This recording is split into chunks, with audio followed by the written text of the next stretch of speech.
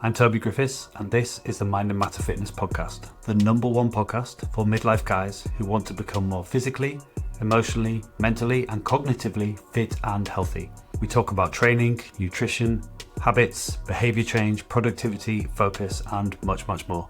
If you enjoyed this episode, please subscribe and consider sharing with a friend. What's up, friends? Hope you are doing well. Back this week with another solo episode. This one's going to be a bit of a cheat, to be honest. I'm summarising a recent email series I wrote called Why Most Midlife Guys Never Get Lean. And the idea of this really is to summarise some of the core ideas that underpin Mind and Matter Fitness, some of which will be familiar to you, some of which are likely to be fresh and new perspectives based on more recent thinking and more recent conversations and interactions with clients and other people within the business. It's going to be tons of ideas in this one, tons of value and tons of insight. So hope you enjoy, and I'll see you soon. I've been running Mind and Matter Fitness for about 3 years now, and I've coached more than 160 guys, and I've had thousands do my free Training with Confidence course. So by this point, I've got a really good handle, I believe, on the challenges that midlife guys face in achieving their health goals and their physique goals, and the things that hold them back. So I recently wrote an email series called The Top 6 Reasons Why Most Midlife Guys Never Get Lean. Today I'm going to summarize some of the headlines from that email series and drop a few new thoughts into it as well. So we've got 6 reasons. Predictably, we're going to cover training and nutrition. We're also going to cover mindset, logistics, and then a couple of things you might not have thought of as well. But we're going to start, predictably, with nutrition. And the #1 reason most midlife guys never get lean is because they think fat loss is about going on a diet. Common parlance in health and fitness says that abs are built in the kitchen, or fat loss is about diet, not exercise. I actually think those statements do more harm than good, because there is some truth in that. You can lose body fat without exercise, but you can't lose body fat without managing your nutrition. But the reality is, both training and nutrition are equally as important for your long-term health, your vitality, your health span, and for achieving a nice, lean, athletic physique, rather than just looking skinny and emaciated. But putting that to one side, the main reason I have issue with statements like that is because they fuel the belief that fat loss is all about going on a diet. But if that was the case, and if diets worked, then everybody would have achieved their physique goals and their fat loss goals by now. There are an endless number of options when it comes to your diet. Keto, Noom, carnivore, paleo, Atkins, no sugar, intermittent fasting, meticulously weighing and tracking every single calorie, the snake diet, Weight Watchers, Slimming World, just eating healthy, and many more. But if any of those things actually worked sustainably and consistently, then guys would not still be stuck. The optimal nutrition protocol has to have the right balance of control, enjoyment, and flexibility. Without control, we have no realistic way of being confident in you achieving what you want to when it comes to your physique. We need to have data and visibility so that we can make informed changes. Without flexibility, you're never going to be able to stick to it, because what do you do when you go out for a meal or when someone else is cooking? And without enjoyment, it's just going to be miserable. All of those diets I mentioned excel at the control aspect. Keto, no carbs. Weight Watchers, only eat foods from this list. Meticulously tracking every calorie. Complete visibility of what you're eating. But none of those diets give you the balance of flexibility and enjoyment that allow you to sustain it over a long enough period that you get results. The simple solution to this problem is in shifting your mindset. The #1 thing you can do to improve your chances of aligning your nutrition to your fat loss and physique goals, it's about shifting your mindset away from going on a diet towards embracing a new way of eating in your life. A way of eating that allows you to prioritize healthy, nutritious whole foods whilst giving you the flexibility that you can enjoy a little bit of what you fancy. You can have a couple of beers at the weekend. You can go out for a meal without stressing over it and still make progress and still achieve your fat loss goals. Now that sounds quite similar to an if it fits your macros style diet, where basically, as long as it fits into your caloric load, your protein, your carbs, your fats, you can eat whatever you want. But it's not that. Because if it fits your macros relies on you tracking and weighing every single thing. And like I've just said, that gives you a lot of control. It doesn't give you much enjoyment, and it doesn't give you much flexibility. I have spoken to countless guys who've said they just got fatigued by the act of having to track everything they're eating, having to remember, and just getting bored with the process. And all of this is exactly why I developed the anti-diet method. It's not just a fancy name. It's about a shift in mindset, away from dieting towards the optimal balance of control, enjoyment, and flexibility. And that's why it's not a diet. It's a lifetime shift in how you approach your food. And if you do that, you can eat large, delicious, satisfying meals without feeling really hungry like you would on a heavily restricted diet. You can enjoy a celebratory meal out or a takeaway with your family, or a couple of drinks at the weekend, and you can still make progress. So yes, fat loss is largely about your nutrition, but nutrition isn't a diet. It's a way of eating you will actually stick with. And if you're not sure where to start, here's a quick guide to that new way of eating, to the anti-diet method.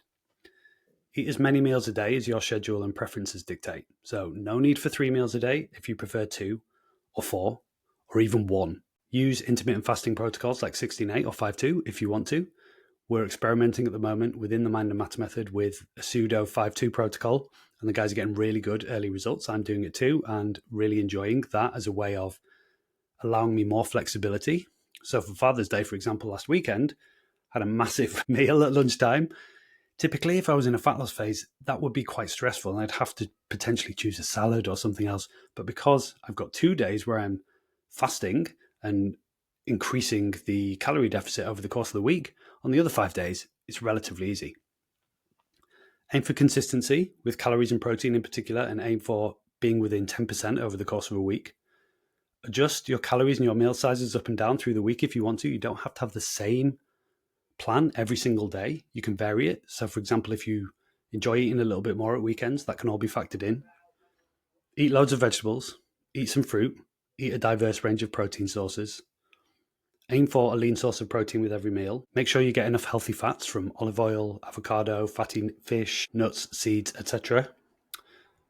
Whilst fats do contain more calories than carbs and protein, in that fats have 9 calories per gram, carbs and protein have 4 calories per gram, healthy fats are essential for regulating your hormone production in your body, and they are satiating and incredibly good for you. That said, don't go overboard on fattier cuts of meat or cheese or butter and things like that. Adjust your carb sources like rice, bread, potatoes, etc. up or down depending on your caloric needs and your caloric goals, and enjoy the occasional treat within the context of a nutrition protocol that's based around the above. If you do those things and you set it up properly, you will lose body fat, you will gain muscle, and it won't feel like you're on a diet because you're not on a diet. You're using the anti-diet method. So we've done nutrition. What could be next? Of course, it's training. And by this point, I don't need to sell you on the idea that your training should be biased towards resistance training, combined with a bit of mobility to help you move well, and a bit of cardio to increase your fitness level and improve your health. But the reality is, just doing resistance training is not enough. I've talked about this extensively in other episodes, like episode 7, Training for Gains. Hopefully I've got the episode number right. The most listened to episode so far, by the way. But just to recap a couple of the traps that people fall into: 3 times 10 of every exercise without focusing on intensity and training close to failure. Just going through the motions and using whichever machines are free in the gym. Using all sorts of weird booty blaster circuits that you can find on Instagram that influencers create, not because they are helpful, but because they get likes and attention. Or just feeling overwhelmed about what to do because you've overconsumed information without actually focusing on execution. But there is a better way. It focuses on 3 core principles: specificity, making sure you use the right program split and the right exercises for you. There's no magic exercises. There's no one size fits all. You focus on lifestyle-centric programming. In that, if you can only do 2 or 3 workouts a week, there is no sense in me insisting you do 4 workouts. Or if you've got a history of lower back pain, I'm not going to force you to do leg press, deadlifts, and squats. It's about specifically basing your plan on your needs. Second, execution. Excellent execution. If I look around the gym, like, guys are just busting out the reps, and the last rep looks the same as the first rep. And then they'll do it again, and then they'll do it again. They're not focusing on using full range of motion. They're not focusing on intensity and taking every set to 1 to 2 reps in reserve. That one thing, using the Goldilocks principle, not too much, not too little, just right, that one thing is going to elevate your training way beyond most people. And it's going to elevate your progress in terms of your strength levels, your muscle mass, and your body fat reduction. That's going to allow you to get the right level of stimulus and adaptation whilst minimizing fatigue. And thirdly, efficiency. Supersets, circuits, complexes, ways of getting more done in less time, which ramps up the intensity of your training further, gives you a nice little metabolism boost, but more importantly, just means that your workouts take less time. So you can be back at your desk for that 1 p.m. client meeting before you know it. And the way we summarize all of that within the Mind and Matter method is through what we call REAL training, REAL. Now, that's a neat little acronym, which I'll explain in a minute.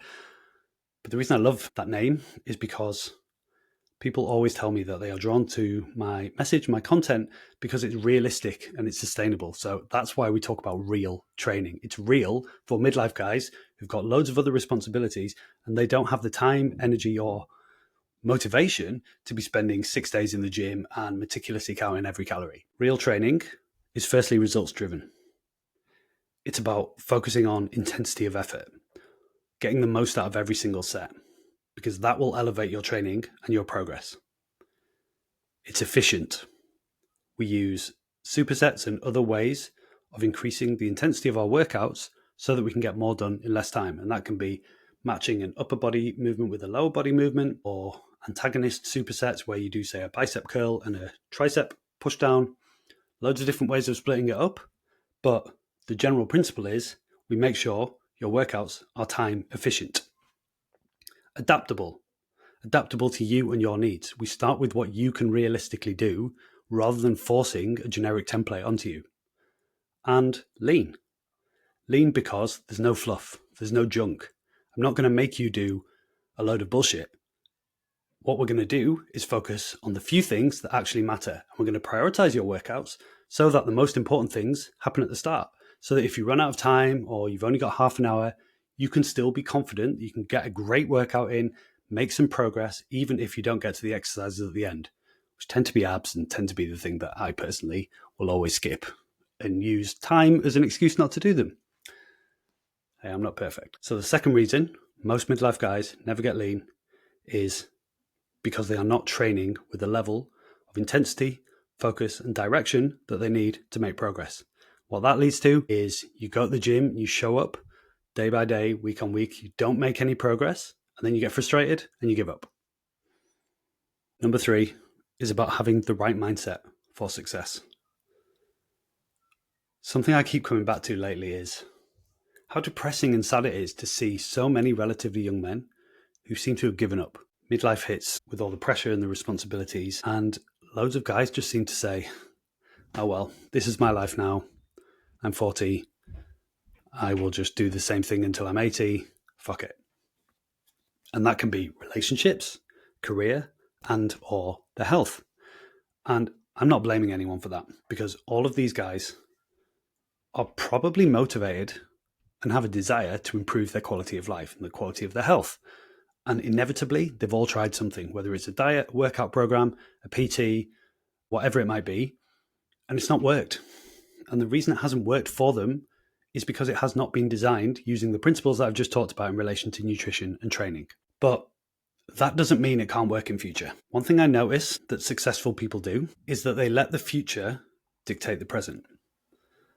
And what most people do is let the past dictate the present. If you've ever started a program or a health kick and you're talking to your mates or your family about it, and they start saying things like, oh, yeah, it's not for me that, or I can't lose weight, my metabolism slowed down, or I'm too old, or I don't have time for that.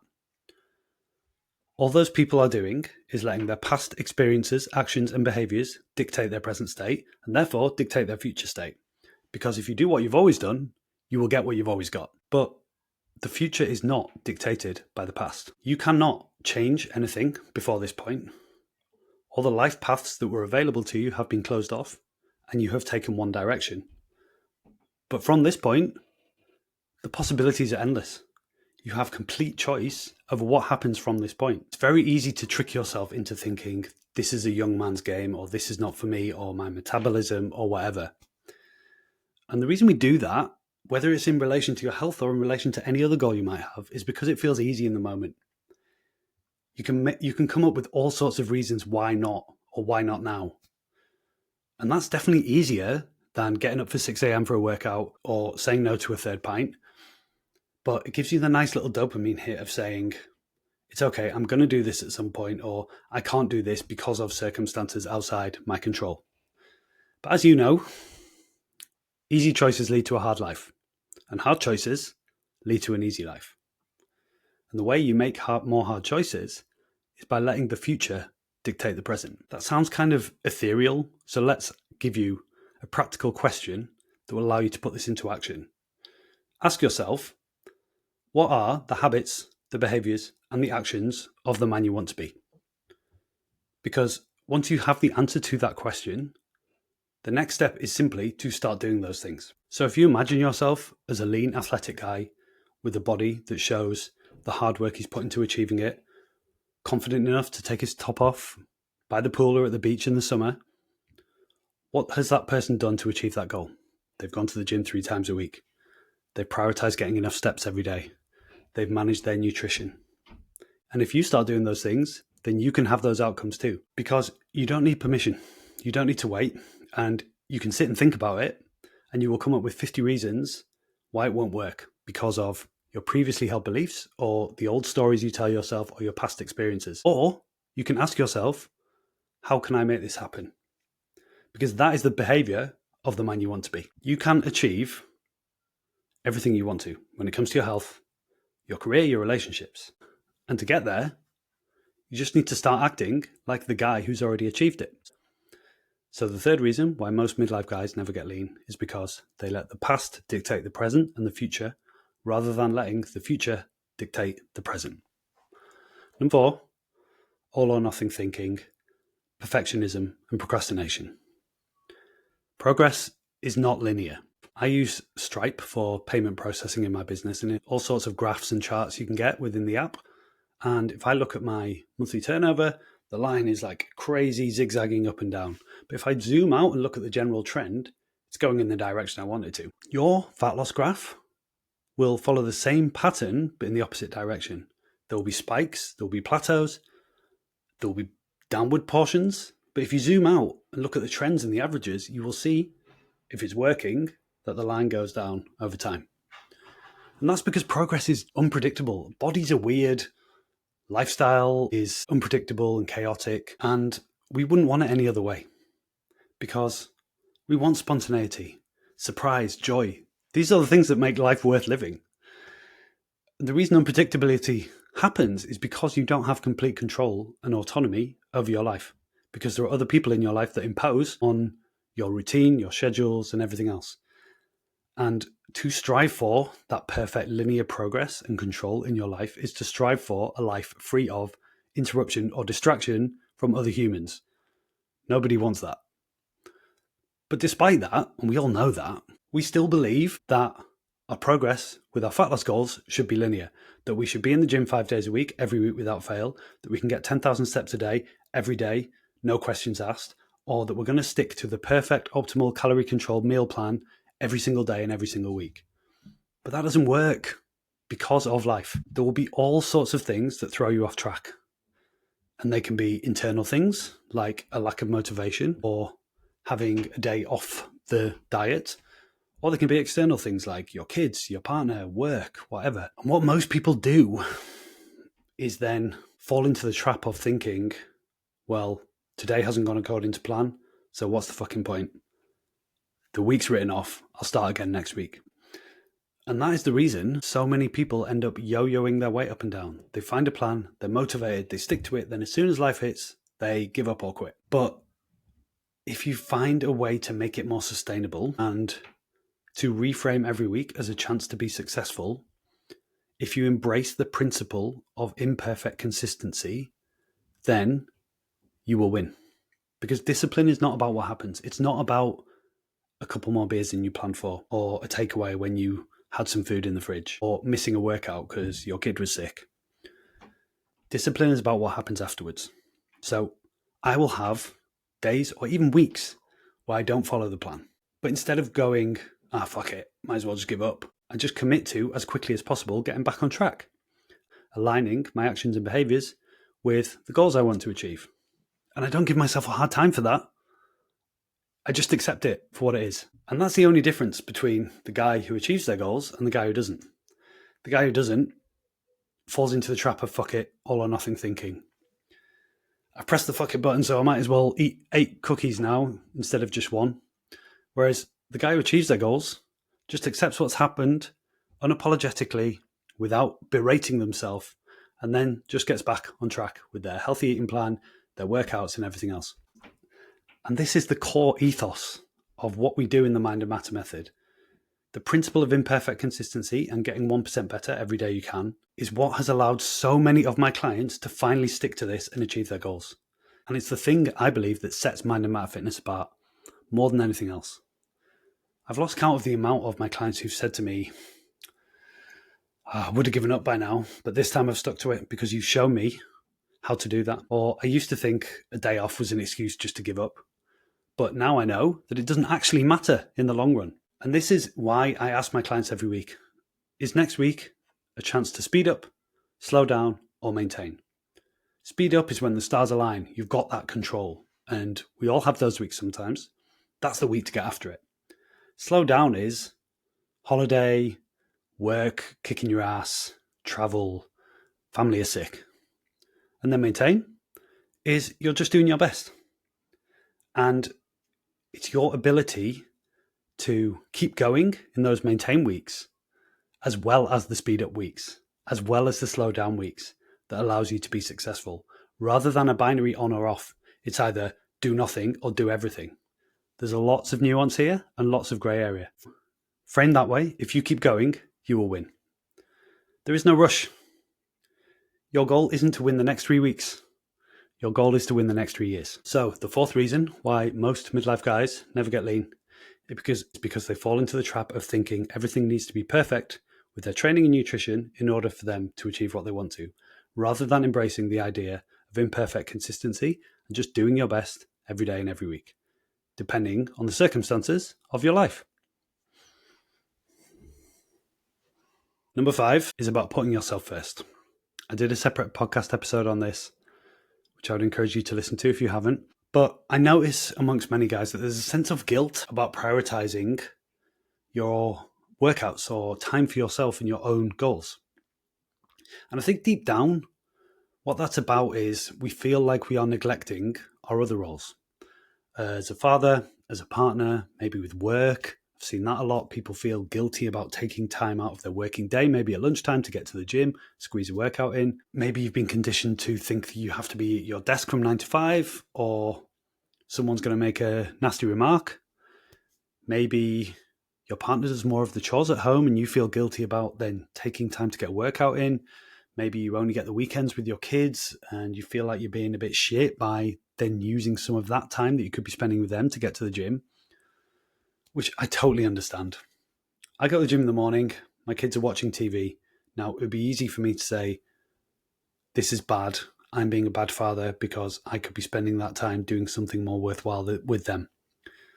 But I don't think it's selfish, because I believe that the act of self-improvement and prioritizing time for yourself is essential to you being the best version of you. And that's not only for you, it's for everybody else in your life. Your productivity and focus at work is going to be amplified by you having time and space for you to work on your own goals. You're going to be more conscientious at home if you've had the time to relieve stress through a workout. And you're going to be more present as a father if you've got a release for time and energy that is about you and your needs. Because I bet you give up tons of time in service of other people. your work, for sure, 40 hours a week, maybe more, spent serving your boss or the business you work for. If your kids are teenagers or approaching teenagers, I'm sure you spend a lot of time taxiing them around, like I am now starting to experience. Or if they're younger, you will spend a lot of time with them and fathering and everything else. And I'm sure you give up time for chores at home or DIY, whatever it might be as well. You deserve some time for your own goals and your own needs, as your partner does as well, by the way. I'm not saying quit your job, let your partner do everything, or neglect your kids. But I am saying that it is not selfish to protect 3 hours a week for your own needs. And that might mean some compromises. You might need to work out how you can fit that into your working week, or you might need to see if you can make some trade offs with your partner so that they can also get some time for their needs. And that might mean some sacrifices or splitting up the responsibilities in a different way. But if you do that, then you should not feel guilty about taking the time to train. I know it's not all about training. Another thing I hear often is you feel selfish for imposing your dietary requirements onto other people. And I totally get that. Family mealtime should be something that, if you want to, can be a relaxed time without you imposing your partner, if they're cooking, has to weigh everything and track it in MyFitnessPal so that you can copy it across. Of course, in some circumstances, that might be okay, especially if your partner is also on it. But in some cases, you might just not want to do that. You might not want to impose your high protein vegetable diet on your kids, or that might just not work. And I totally get that. In that case, that is where controlling the controllable really comes into play. By that, I mean having a couple of breakfast and lunch options that you just eat on rotation, assuming that you have that control for those meals so that you've got more flexibility in the evening. Because if you get 40 to 50 grams of protein in your lunch and 30 grams in your breakfast and then a protein shake, you've covered your protein bases no matter what happens in the evening. And you can control the calories of those meals if you want to, so that you've got more flexibility in the evening. That is exactly what I do. I have a protein shake after training in the morning. Then I have a low calorie, high protein lunch, 40, 50 grams of protein, 300, 400 calories. And then I don't cook in the evening generally. Lucy will cook and she will do whatever. Luckily, Lucy will always make something high protein, but there'll be more carbs in that and more calories, and that's okay. And that way, I've got the balance of controlling what I can without imposing my needs on everybody else. So whether it's training or whether it's nutrition or both, here's an impassioned case for prioritizing time for yourself without feeling selfish about it. We all know the oxygen mask analogy. You can't put your kid's oxygen mask on until you put your own on first. If you prioritize time to work on your health, you're role modeling positive behavior to your family, you'll become more present and less stressed out, and you'll look great and you'll feel happy and optimistic. And if you're not prioritizing time to work on your health, you're not getting those benefits. Isn't that the selfish act? So the fifth reason why most midlife guys never get lean is because they are convinced that it's selfish to put themselves first sometimes. Number 6 is about finding the right balance between taking your goals seriously whilst also having fun along the way. Not too serious and not too fun. I absolutely love live music. I've been to many festivals in England and abroad. I love a diverse range of musical styles, from hip hop, techno, rave, through to indie, dream pop, all kinds of stuff. I've been to a lot of gigs, and therefore I've seen some amazing live acts and had some incredible experiences. And I've also been to some gigs that have been pretty suboptimal. And the best gigs I've ever been to have had the right balance of the artists taking it seriously, but also having some fun. By that I mean they are performing the music to an elite standard. And usually there's some creative expression that you don't get on the record. But they're also interacting and engaging with the crowd. They're clearly happy to be there and to see so many people or hear so many people singing along with the music. In fact, I saw Tyler, the Creator, last month in Glasgow, and it was incredible. The show was amazing. Pyrotechnics, the lights, the performance, the showmanship. But he was also clearly having fun. He had a few different outfits on. The set design was amazing. There was 2 sets that he was moving between. He was being a bit silly. He was asking the crowd to boo him. It was fun. but he was also playing the music to such an elite standard. But I've also been to many gigs where it's either way too serious and earnest or too fun without being serious enough. So way too serious is like, the music's really good, but there's no crowd interaction. I saw Yves Tamor, one of my favourite acts in Leeds, and the music was fantastic, some of my favourite music. But they didn't even acknowledge the crowd, I don't think, at any point. And I found that a little bit disappointing.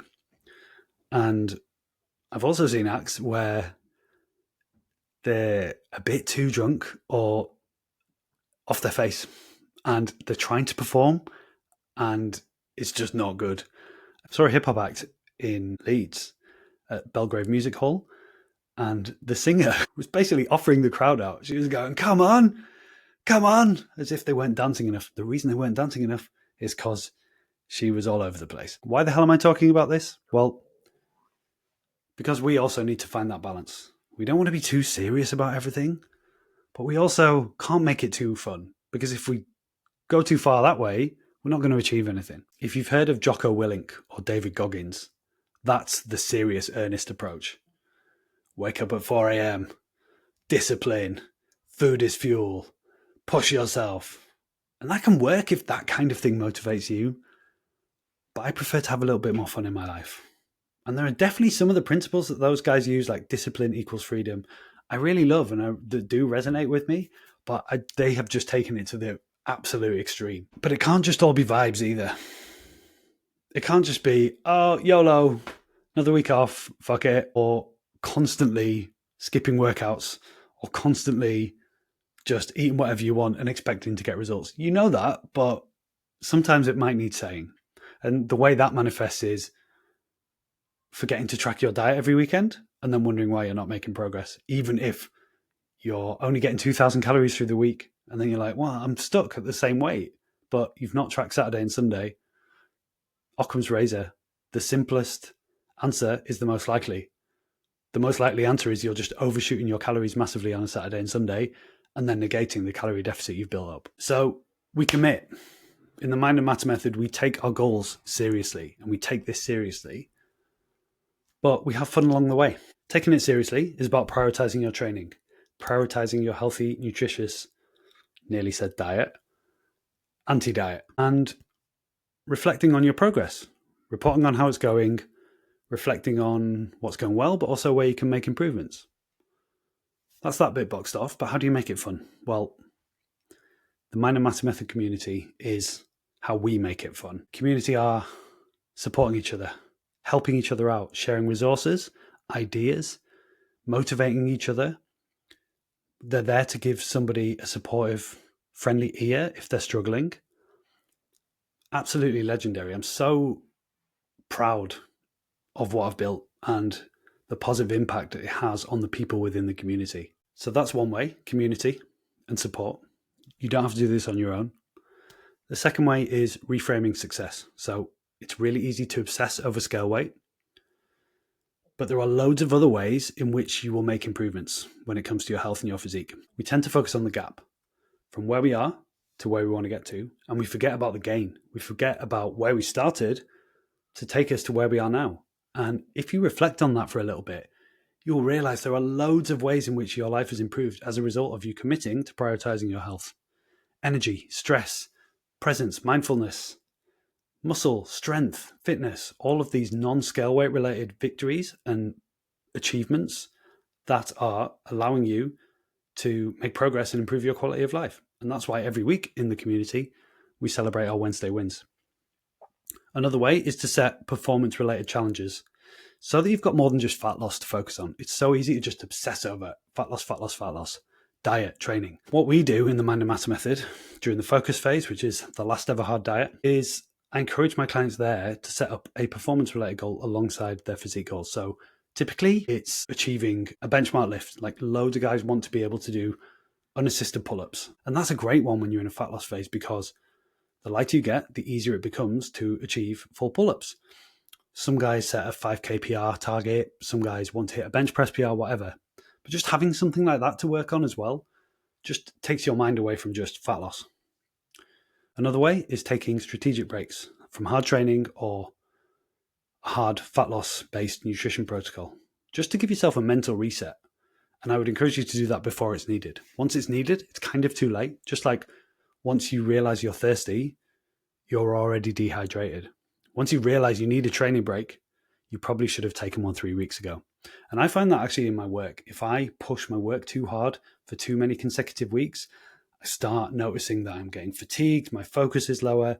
And that's why I try to proactively plan for an easy or light week every 8 to 10 weeks, because I know if I do that, factor that in, I'll stay fresh, energetic, focused, and optimistic in my work. And lastly, express optimism and positivity and enthusiasm to the people around you. Those feelings and emotions are infectious. If you put positivity out into the world and positive energy into the world, it will be paid back in kind and then some. So, a few ways there to bring the vibes, whilst also taking your goals seriously. This stuff matters, but it's not life or death. It doesn't have to be a slog. It doesn't have to be a chore. Making the process more enjoyable will just make it easier, because enjoyment means consistency, which means sustainability, which, as you know by now, means results. So the sixth reason most midlife guys never get lean is they either take it way too seriously, so they can't stick to it, or they just bring the vibes and then forget that they need to actually do the thing. So guys, that's it. Which of these is the biggest area of improvement for you? If you identify the one or two things that you can start putting into practice today or this week, you should notice you start making better progress. And then from there, you look at what the next thing is. And over time, you will notice that those small, daily, achievable actions compound and add up to amazing progress. And then if you look back in 6 months, you will be amazed at how far you've come. As always, I hope this has been helpful. As always, I would love to know what you think. I'll see you soon. Real quick request, guys. If you want to help more people to live happy and healthy lives, here is an easy way you can do that. If you enjoyed this episode, please subscribe to the podcast, consider leaving a review, and share it with someone who you think would benefit. As I'm sure you know, there is a lot of bullshit in the fitness industry, and these small actions will help more people avoid wasting their time and energy on stuff that doesn't work. If you are ready to make a positive change to your life, I run a free 14-day course on a regular basis called Training with Confidence, where I'll give you an overview of the training, nutrition, and mindset principles that you can use to get into the shape of your life. All you need is to give me 10 minutes per day. And if you are ready to invest in yourself and transform your body and your mind, then you should check out my coaching program, The Mind and Matter Method, and join the community of people like you who are nailing their training and nutrition, getting into great shape, supporting each other, and loving the process along the way. The link for both of those are in the show notes. If you are a client, you're awesome. Thank you for your support. If you have questions or feedback, you can email me at toby@mindandmatterfitness.co.uk. So until next time, happy training.